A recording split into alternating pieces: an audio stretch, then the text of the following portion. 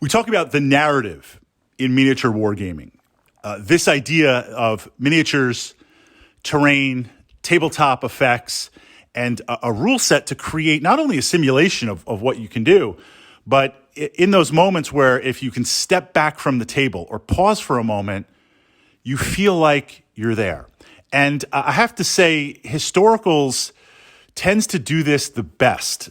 There have been some historical games that I've played in, DBA, DBN, Chain of Command, where we've got a massive table and we've got the terrain not just put down fairly or put down in a certain way, but put down to match as best we can, historically, the actual battle. And as best we can, the historical representations of that battle. And in that moment, when you step away, it's very, very, very impressive. It feels like you're almost there, right? It feels like you're almost there.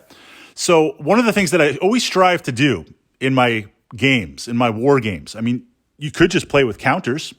Some war games are hex-based and counter-based, kind of the old school Avalon Hill. And the advantage there, of course, was you can take a wargaming experience, a traditional wargaming experience of miniatures and terrain and all this, and condense it down to something that plays quicker. And the biggest thing is portability. But moving on from that, if we're going to do miniatures and we're going to do that stuff, we're trying to create this narrative. So I'm always exploring different ways to pull yourself into the game. And in this focus, what about shifting the perspective of the game? What about shifting the perspective of the game? So this is certainly something that I try to do as best as possible. Also, it's not always possible because depending on where you're playing, you could be at a dining room or a living room table. You could be at a club or a store where it's packed and you don't have much room.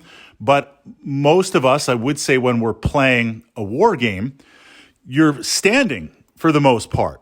You're standing over the table, your side of the table, because you need to command all of your forces and you need to see what's going on. I might have a group down here by the lower left and all the way in the top right. I might have some infiltrators now coming out and attacking.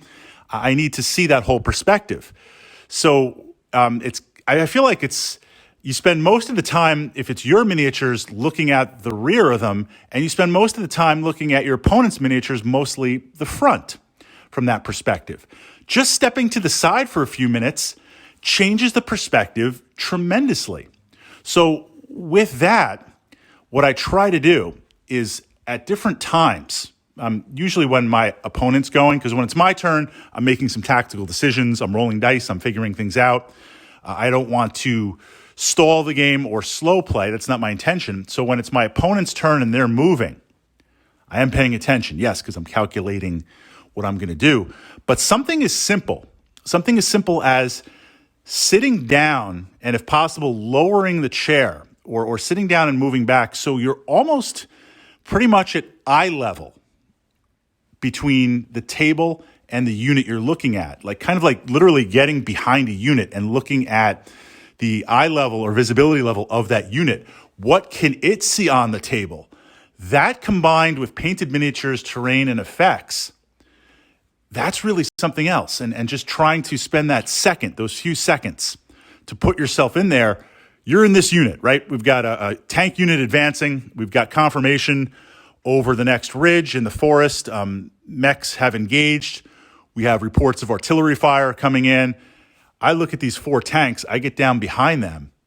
This is what I see. This is where we're going, right? Do I spot anything? Do I see anything? Well, right now, no. When I move up a couple of hexes, moving speed, then I look and I can see little flashes, little colors of mechs through the forest, opposing mechs.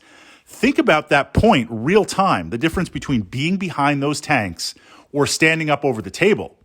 Putting yourself in those tanks in that moment, real time, you've spotted the enemy mechs. You're there, right? There's this realism to take advantage. So I try to do that, kind of like those role-playing aspects.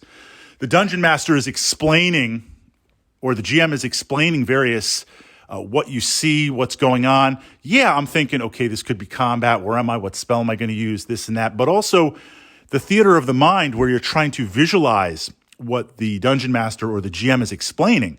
Well, in a war game, you've got that real time.